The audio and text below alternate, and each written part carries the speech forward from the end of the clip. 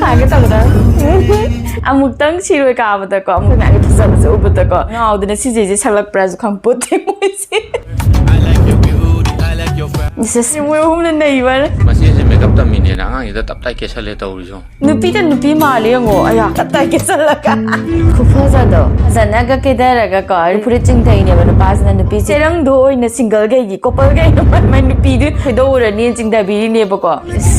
Star ano ba ni? Nushina ba changje? Single gi ko to je mo. Balloon do ni san mo.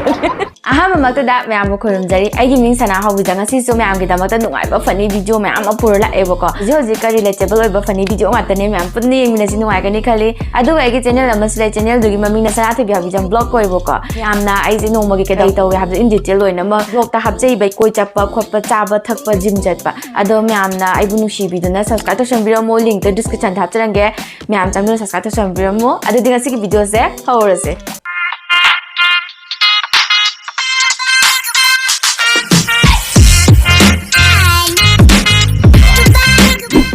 Ising jar bottle ama thang luro matung me and my girl attitude. As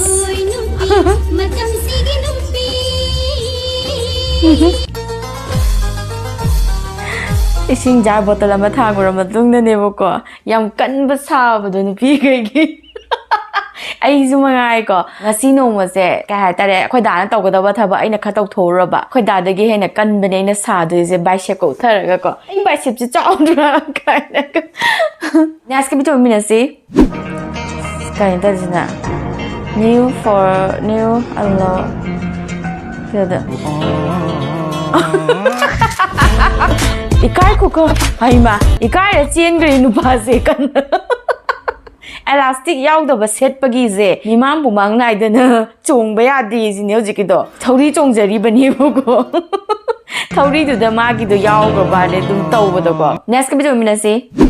nang na yeng ba da ahal man bai wani sam si ju hong na ba na hidak tai ba da sanaram da na khara ken thokre adu gi to bai wani wari jong na adu yam na ahal loi na ubira mane taseng na thikan na di sahi di pangyaw gaw ponte da tamo ko raga dum loi ra dubo kai ne te jiba ado som pinky nati pinky ne pinky oh pinky asas yeng bada wakal jingo malabani ai gina Vicky asas aduga shogina Roger Sigi se oi Aina mate ti yeng ba ko aduga sumana si skit ki asang ba si udri ba ko aina Vicky Roger du matang do katane ba ui je asang bu di uda ba ko magi ga sai na ha sa janing bai chang do masam do hauna bai dak tai bani ga hai ba ne kham ba sungau haudra ba aloi ba gi ke la ba masam du ni ko nupi macha gai da khai ba gi chang do sumai ta ba yaram ga ni ko ado haji ki sima do mi ning ga do myam maming khang ba yaw ko comment hai bi ro ko myam next ka bi do mi na se just nik pi da le yam nai ba sei se ga am chana na ga ta wa ne jagoi je music siga Nati koi do yeng ba nuai ba masak sam phajai acting jam nuai ba asas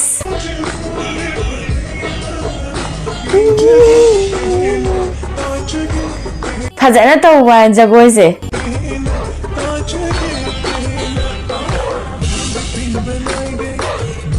Yeng be pen ba nai dre sang bai ju sei ji ga jam cha nei go mana sari je yeng be pen ba ju nai dre adam yam reels number je kham number bu ho gro bo ko yam nam ning ye ba kham ba reels je aduna bo insta da reels myam thagali je ko number je ho gro ba ni na yam nam ning bo ba ejik am form ma taw e ba ko nong mai na mo da ga diam nungai ta ba tap taw bo do khoi da khang di myam na reels number kan khanga kan ni reels ki magun je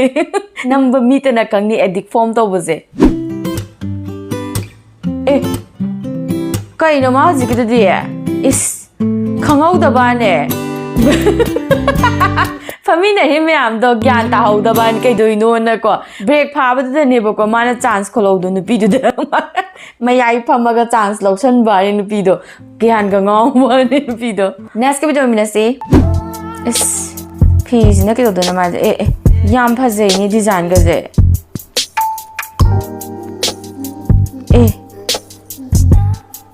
makhal ole design je happen ji ga nahi wa ne koi do sam hai ji bo nu pa ji bo phuri ka ja ga jing darak pa ne hoji ki phi du na koi ji yo ne style ma go on gi ba ne am hai ba ne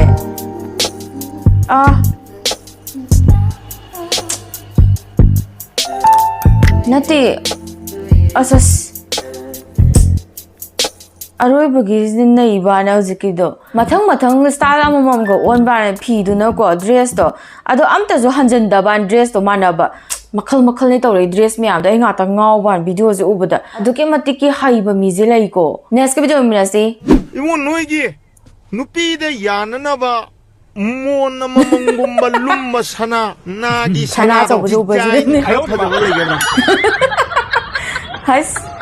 video si da yam chana na ga ha pa ne di fungo mana ni mon ni yala sune miak auroi muktana sakhini noktana khigatna singba tilam ta thangwa di ta to ma lai chinga kani asa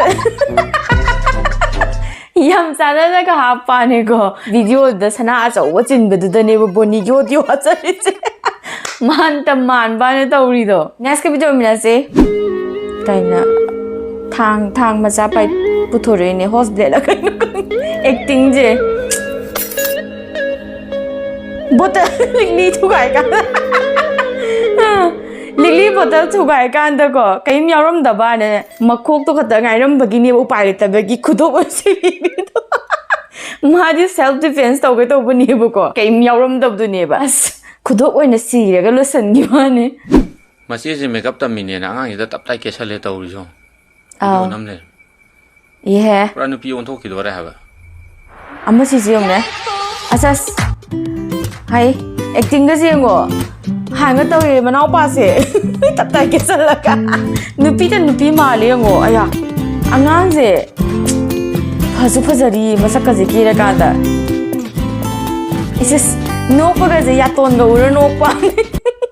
rasi le na ga no pa nu pai khuno ma tabi pi gi han ta ga tap na ga nok tha bi du ni man tawi do mo no bi chu ga sithara ga green ga ko phajana style post amam de ma chin lawdari je makeup je hair di tambam de na wai ba sumaina inau pa gumba yamba gumba thirak pa do tambagi next ke video mi na se nang no ning drasu nam da tom hong le ni asas e do da sai moi khoi je da bing to ba thabak tam ba hora bani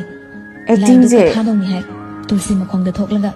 noi gi tulsi hobra mana ga do saktik sangra ba asas wari jong na da mukti nu pa do matha saram ba ga nakan da tham khra ga hai rei irin zane leptuna ma gi hona ba makhut na pocket to hummi humduna do makhum lei lai du thawa da kari shnai ha ba di nang khangra mathong laim cha di phi se tu na tha dradi se ta na thawa hai ri ra acting je nang hek thaw ingau hek ngok sinara da nati hauji kan je dubbing to pose khoi story me am thoi dina ko youtube cha adu me agi dubbing to pose nu pi ge je tara sum lai ra bani na khang bra loi herak padu ne bo ko ado man je ma le moi to acting je ko amu muk so khoi je ka ha tar yai meral gi heroine do du so mu ma lak pa yaw jari ni sa ne sa je taman da na khoi je next video mi na si khuphaza do sas yam china nei wa reels ka je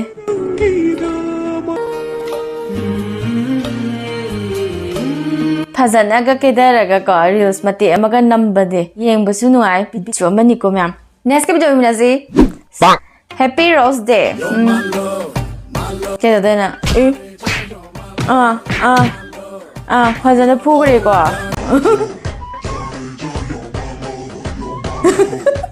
ma no na pi ba de nu pi je ki ba de ki lo ki ba rose se upale tabagi practical do hana tawgra bani bo ko mai nupi di mamang da sigi trick ji si na mai yai ko mya rose pi la kan da ko ga sai gi mai mamang da phu ga bari bu pa se adana nupi ji da mo hanjala pi kan nupi ji ki ba yu pai da ha lo ko la ga chat ki ba ne ko girls ki bottle me am se machu ga pu gai bina ko je taw di taw bu ko bottle pu ba se wakhal za khan da ne nupa ga gi bottle je ko Coca-Cola gumba ꯑꯗꯩꯗꯤ ꯕꯣꯇꯜ ꯃꯤꯅꯔꯦꯜꯒꯨꯝꯕꯗ ꯄꯨꯁꯜꯂꯛꯏꯅꯦꯕ ꯃꯣꯏꯁꯦ ꯕꯣꯇꯜ ꯑꯃ ꯍꯦꯛꯇ ꯌꯥꯅ ꯄꯨꯔꯛꯏꯅꯦꯕ ꯑꯩꯈꯣꯏ ꯅꯨꯄꯤꯒꯤꯗꯤ ꯌꯥꯗꯦꯕꯀꯣ gym ꯆꯠꯂꯁꯨꯅꯦ ꯕꯣꯇꯜꯁꯦ ꯐꯖꯕꯅꯦ ꯍꯧꯖꯤꯛꯀꯥꯟ ꯄꯥꯏꯔꯤꯁꯦ ꯁ꯭ꯇꯣꯛꯀ ꯌꯥꯎꯕꯤꯅꯤꯀꯣ ꯑꯩꯈꯣꯏꯅ ꯄꯨꯅꯤꯡꯉꯤꯁꯦ ꯃꯆꯨꯗꯨꯁꯨ ꯅꯣꯡꯃꯒꯤ ꯗ꯭ꯔꯦꯁꯇꯨꯒꯤ ꯆꯥꯟꯅꯕ ꯃꯆꯨꯅꯦ ꯑꯩꯈꯣꯏꯅ ꯄꯨꯅꯤꯡꯉꯤꯁꯦ ꯅꯨꯄꯥꯒ ꯅꯨꯄꯤꯒ ꯈꯔ ꯈꯦꯠꯅꯩꯀꯣ ꯃꯌꯥꯝ ꯐꯨꯔꯤꯠ ꯎꯕꯒꯤ ꯐꯨꯔꯤꯠ ꯆꯤꯡꯊꯩꯅꯦꯕ ꯅꯨꯄꯥꯁꯤꯅ ꯅꯨꯄꯤꯁꯤ ꯐꯨꯔꯤꯠ ꯎꯕ ꯌꯥꯝ ꯅꯨꯡꯁꯤ ꯁꯤꯡꯒꯜꯒꯤꯅꯦ ꯁꯤꯅ ꯇꯥꯇꯥꯒꯤ ꯀꯩꯅꯣ ꯑꯣꯏꯅ ꯆꯤꯡꯊꯕꯅꯦ ꯆꯦꯔꯪꯗꯣ ꯑꯣꯏꯅ ꯁꯤꯡꯒꯜꯈꯩꯒꯤ ꯀꯣꯄꯜꯈꯩꯅ ꯃꯥꯏ ꯅꯨꯄꯤꯗꯨ ꯀꯩꯗꯧꯔꯅꯤ ꯆꯤꯡꯊꯕꯤꯔꯤꯅꯦꯕꯀꯣ ꯁꯤꯡꯒꯜꯒ ꯀꯣꯄꯜꯒ ꯈꯦꯠꯅꯕ ꯍꯥꯏꯁꯦ ꯌꯥꯝ ꯈꯦꯠꯅꯩꯀꯣ ꯃꯌꯥꯝ ꯁ꯭ꯇꯥꯏꯜ ꯑꯅꯧꯕꯅꯦ ꯑꯁ ꯅꯨꯡꯁꯤꯅꯕꯩ ꯆꯥꯡꯁꯦ ꯑꯁ ꯁꯤꯡꯒꯜꯒꯤ ꯈꯨꯇꯧꯁꯦ ꯌꯦꯡꯉꯣ ꯕꯦꯂꯨꯟꯗ ꯑꯣꯏꯅ ꯕꯦꯂꯨꯟꯒꯁꯦ ꯀꯜꯂ ꯂꯩꯁꯟꯕꯅꯤꯗ ꯃꯑꯣꯡꯁꯦ ꯑꯁꯦꯡꯕꯩꯁꯨ ꯇꯧꯕꯩ ꯃꯥꯜꯂꯦ ꯁꯤꯡꯒꯜꯈꯩꯁꯦ ꯀꯣ ꯀꯣꯄꯜꯈꯩꯁꯤꯅ ꯄꯨꯔꯥ ꯕꯦꯔꯥꯅꯤ ꯇꯧꯔꯤꯁꯦꯀꯣ ꯕꯦꯂꯨꯟꯗ ꯂꯩꯁꯜꯂ ꯃꯉꯛ ꯃꯥꯟꯕ ꯅꯨꯄꯤꯒ ꯑꯁꯦꯡꯕꯩꯁꯨ ꯀꯥꯏꯅꯕ ꯅꯨꯡꯁꯤꯕꯁꯤꯒ ꯊꯨꯡꯅꯕ ꯅꯨꯡꯁꯤꯕꯁꯤꯒ ꯀꯔꯝꯕꯅ ꯍꯦꯟꯅ ꯅꯨꯡꯁꯤ ꯀꯥꯏꯅꯕꯅ ꯅꯨꯡꯁꯤ ꯀꯥꯏꯅꯕꯒꯤ ꯅꯨꯡꯁꯤꯕꯁꯦ ꯀꯩ ꯍꯥꯏꯇꯥꯔꯦ ꯊꯨꯡꯅꯕꯒꯤ ꯅꯨꯡꯁꯤꯕꯅ ꯏꯅꯥꯛꯇ ꯂꯩꯔꯕꯅꯤꯅ ꯇꯁꯦꯡꯅ ꯑꯗꯨꯝ ꯇꯣꯏꯅ ꯎꯔꯕꯅꯤꯅ ꯅꯨꯡꯁꯤꯕꯗꯣ ꯈꯤꯇꯪ ꯍꯟꯊꯔꯛꯑꯦ ꯍꯥꯏꯇꯥꯔꯦꯀꯣ ꯑꯗꯣ ꯀꯥꯏꯅꯕꯒꯤ ꯅꯨꯡꯁꯤꯕꯁꯤꯅ ꯁꯨꯝ ꯃꯥꯕꯨ ꯅꯤꯡꯁꯤꯡꯉꯒ ꯁꯨꯝ ꯅꯨꯡꯁꯤꯕ ꯍꯦꯟꯒꯠꯂꯛꯑꯦ ꯍꯥꯏꯇꯥꯔꯦꯀꯣ ꯀꯔꯤꯒꯨꯝꯕ ꯁꯄꯣꯔꯠ ꯀꯔꯤꯒꯨꯝꯕ ꯍꯥꯏꯔꯤꯕ ꯀꯥꯏꯅꯈꯤꯕ ꯃꯤꯗꯨ ꯍꯥꯏꯐꯦꯠ ꯃꯥꯒꯤ ꯁꯛꯐꯝ ꯑꯣꯔ ꯃꯥꯒꯤ ꯀꯩꯅꯣꯁꯦ ꯀꯅꯥꯒꯨꯝꯕ ꯑꯃꯗ ꯃꯥꯜꯂꯨꯔꯒꯗꯤ ꯃꯥꯁꯦ ꯍꯦꯛꯇ ꯅꯤꯡꯁꯤꯡꯕ ꯑꯗꯨꯃꯥꯏꯅ ꯌꯥꯝ ꯀꯩ ꯍꯥꯏꯇꯥꯔꯦ ꯌꯥꯝ ꯂꯩꯌꯦ ꯅꯨꯄꯥꯁꯤꯡꯁꯦ ꯂꯩ ꯍꯥꯏꯇꯥꯔꯦ ꯃꯥꯟꯅꯕ ꯍꯦꯛ ꯊꯦꯡꯅꯔꯁꯨꯀꯣ ꯀꯩꯅꯣ ꯃꯣꯏ ꯄꯥꯝꯃꯤꯁꯤꯕꯣ ꯅꯨꯡꯁꯤꯕꯁꯦ ꯁꯨꯡꯍꯧ ꯅꯥꯏꯗꯦꯕ ꯑꯗꯨꯝ ꯊꯨꯡꯅꯕꯁꯤꯗꯤ ꯊꯨꯡꯅꯩ ꯃꯥꯏ ꯅꯥꯛ ꯂꯩꯔꯕꯅꯦꯕ ꯑꯗꯨꯅ ꯀꯥꯏꯅꯕꯁꯤꯗꯤ ꯀꯥꯎꯕ ꯉꯝꯗꯦ ꯖꯦꯊꯂꯥ ꯊꯣꯛꯂꯛꯄ ꯇꯨꯁꯦ ꯑꯀꯜꯂꯦ ꯅꯠꯇꯦ ꯃꯌꯨꯝ ꯍꯜꯂꯒ ꯃꯥꯏ ꯅꯨꯄꯤ ꯑꯁꯦꯡꯕꯗꯨꯅ ꯆꯥꯛ ꯑꯝꯇ ꯄꯤꯖꯔꯝꯃꯔꯣꯏ ꯁꯤ ꯚꯤꯗꯤꯑꯣꯁꯦ ꯎꯔ ꯃꯇꯨꯡꯗ ꯑꯁ ꯑꯩ ꯑꯣꯏꯗꯤꯀꯣ ꯁꯥꯎꯕꯗꯕꯀꯣ ꯌꯨꯝꯐꯥꯎ ꯆꯪꯍꯜꯂꯣꯏꯍꯦ ꯀꯩꯅꯣ ꯊꯨꯡꯅꯕ ꯅꯨꯄꯤꯗꯩꯗꯤ ꯀꯥꯏꯅꯕ ꯅꯨꯄꯤꯅꯦ ꯅꯨꯡꯁꯤ ꯀꯥꯏꯅꯔꯤꯗꯣ ꯃꯔꯝ ꯂꯩꯕꯩ ꯀꯥꯏꯅꯔꯤ ꯅꯠꯇ꯭ꯔꯣ ꯌꯥꯅꯗꯕꯒꯤ ꯃꯥꯕꯨ ꯅꯨꯡꯁꯤꯕꯤꯗꯕꯩ ꯀꯥꯏꯅꯕ ꯑꯃ ꯌꯥꯅꯗꯕꯒꯤ ꯀꯥꯏꯅꯕ ꯑꯃꯗꯤ ꯑꯣꯏ ꯅꯠꯇ꯭ꯔꯣ ꯊꯨꯡꯅꯔꯤ ꯅꯨꯄꯤꯗꯣ ꯃꯥ ꯅꯨꯡꯁꯤꯕꯩ ꯂꯥꯛꯏ ꯅꯠꯇ꯭ꯔꯣ ꯅꯨꯄꯤ ꯅꯨꯄꯥ ꯈꯨꯗꯤꯡꯃꯛꯇ ꯊꯨꯡꯅꯩ ꯃꯌꯥꯝꯁꯦ ꯑꯗꯨ ꯅꯨꯡꯁꯤ ꯉꯝꯗ꯭ꯔꯕꯁꯤꯕꯨ ꯀꯔꯝꯕ ꯅꯨꯄꯥꯅꯣ ꯍꯧꯖꯤꯛꯀꯤꯗꯨꯕꯨ ꯃꯌꯥꯝꯗꯨꯕꯨ ꯄ꯭ꯔꯤꯊꯤꯕꯤꯗ ꯂꯩꯕ ꯅꯨꯄꯥ ꯃꯌꯥꯝꯁꯦ ꯀꯥꯏꯅꯕꯅꯦ ꯅꯨꯡꯁꯤ ꯌꯥꯜꯂꯣ ꯃꯣꯏꯁꯤꯕꯣ ꯀꯣꯛꯀ ꯉꯥꯎꯋꯦ ꯅꯨꯄꯥ ꯃꯌꯥꯝ ꯚꯤꯗꯤꯑꯣꯁꯦ ꯌꯦꯡꯕ ꯌꯥꯎꯔꯗꯤ ꯀꯃꯦꯟꯇ ꯊꯥꯔꯛꯑꯣꯀꯣ ꯀꯔꯝꯕꯅ ꯅꯨꯡꯁꯤꯅ ꯑꯩ ꯌꯥꯝ ꯈꯪꯅꯤꯡꯉꯤ ꯅꯨꯄꯥ ꯃꯌꯥꯝꯁꯦ ꯁꯅꯥ ꯂꯧꯊꯣꯛꯎ ꯑꯁ ꯀꯩꯅꯣ ꯁꯤꯗꯤ ꯁꯅꯥꯁꯤꯗ ꯅꯨꯡꯅꯦ ꯅꯨꯡ ꯌꯥꯜꯂꯤꯅꯦ ꯀꯔꯤꯒꯤꯅꯣ ꯑꯩꯉꯣꯟꯗ ꯅꯨꯡ ꯌꯥꯜꯂꯤꯁꯤꯕꯣ ꯑꯩꯉꯣꯟꯗ ꯅꯨꯡ ꯌꯥꯜꯂꯤꯁꯤꯕꯣ ꯅꯨꯄꯤ ꯑꯣꯏꯔꯗꯧꯅꯤꯅ ꯑꯁ ꯁꯅꯥꯇꯣ ꯀꯦꯆꯦ ꯁꯤꯔꯛꯄꯅꯤꯅ ꯑꯗꯨꯒꯤ ꯄ꯭ꯔꯦꯛꯇꯤꯁ ꯇꯧꯔꯤꯅꯤ ꯃꯥꯅꯦꯕ ꯏꯆꯦ ꯑꯗꯨꯅ ꯏꯆꯦ ꯅꯩꯌꯦ ꯌꯥꯝꯅ ꯁꯦꯟꯁꯤꯔ ꯍꯥꯏꯕ ꯑꯗꯨꯗꯤ ꯑꯩꯁꯨ ꯂꯤꯛ ꯑꯆꯧ ꯁꯤꯗꯣꯏꯅꯤ ꯌꯣꯠ ꯌꯥꯟꯁꯤꯔꯥ ꯌꯥꯟꯗ꯭ꯔꯦ ꯑꯩ ꯌꯣꯠ ꯂꯧꯔꯨꯒꯦ ꯃꯣꯏ ꯌꯥꯝ ꯅꯩꯕꯅꯦꯀꯣ ꯁꯅꯥ ꯑꯆꯧ ꯆꯤꯟꯗꯣꯏꯅꯤꯅ ꯍꯌꯦꯡꯋꯥꯏꯀꯣ ꯄꯩꯁꯥ ꯄꯥꯏꯕꯒꯤ ꯅꯨꯄꯤ ꯑꯣꯏꯗꯣꯏꯅꯤꯅ ꯅꯨꯡꯁꯤ ꯌꯧꯔꯤꯅꯦꯕ ꯄ꯭ꯔꯦꯛꯇꯤꯀꯦꯜ ꯑꯣꯏꯅꯀꯣ ꯅꯨꯄꯤ ꯃꯌꯥꯝꯁꯦ ꯅꯨꯄꯤꯗꯨꯁꯨ ꯄꯩꯁꯥ ꯄꯥꯏꯕ ꯅꯨꯄꯥ ꯂꯩꯇ꯭ꯔꯕꯅꯤꯅ ꯁ꯭ꯂꯤꯛꯁꯨ ꯑꯆꯧ ꯁꯤꯗꯣꯏꯅꯤꯅ ꯅꯨꯡꯄꯥꯛ ꯌꯥꯜꯂꯨꯁꯦ ꯇꯝꯃꯨꯁꯦ ꯁꯤꯅꯦ ꯋꯥꯈꯜꯁꯦ ꯍꯥꯏ ꯂꯦꯚꯦꯜ ꯊꯤꯡꯀꯤꯡꯅꯦ ꯅꯦꯛꯁꯀꯤ ꯚꯤꯗꯤꯑꯣ ꯑꯣꯏꯃꯤꯟꯅꯁꯦ ꯀꯩꯅꯣ ꯃꯥꯅ ꯇꯧꯔꯤꯁꯦ ꯖꯤꯡꯒꯁꯤꯗ ꯀꯥꯈꯠꯂꯦ ꯑꯉꯥꯡꯁꯤꯗ ꯇꯧꯔꯤꯁꯦ ꯑꯗꯨꯒ ꯀꯩ ꯀꯣ ꯑꯁ ꯍꯩꯅꯧꯗꯒ ꯆꯨꯞꯄ ꯍꯩꯅꯧꯒꯤ ꯂꯕꯔꯅꯦ ꯁꯤꯗ ꯍꯩꯅꯧ ꯆꯥꯒꯦ ꯇꯧꯏꯕ ꯏꯁ ꯐ꯭ꯔꯦꯁꯇ ꯀꯛꯑꯒ ꯄꯨꯔꯥ ꯆꯥꯊꯕꯤꯅꯦ ꯃꯥꯏꯗꯤ ꯍꯩꯅꯧꯁꯦ ꯀꯥꯏ ꯌꯧꯈ꯭ꯔꯒꯦ ꯍꯧꯖꯤꯛꯀꯤꯗꯣ ꯂꯩꯔꯝꯗ꯭ꯔꯦ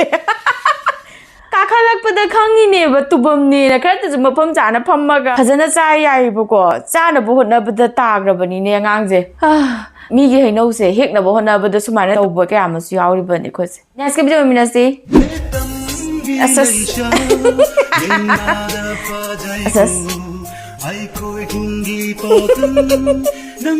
ꯍꯥꯏꯒꯦ ꯇꯧꯒꯗ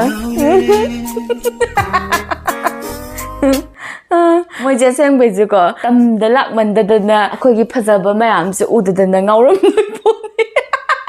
ꯑꯃꯨꯛꯇꯪ ꯁꯤꯔꯣꯏ ꯀꯥꯕꯗꯀꯣ ꯑꯃꯨꯛꯇꯪ ꯑꯩꯈꯣꯏ ꯃꯌꯥꯝꯒꯤ ꯐꯖꯕꯁꯦ ꯎꯕꯗꯀꯣ ꯉꯥꯎꯗꯅ ꯁꯤꯖꯩꯁꯦ ꯁꯛꯂꯛꯄ꯭ꯔꯥꯁꯨ ꯈꯪꯄꯣꯠꯇꯦ ꯃꯣꯏꯁꯦ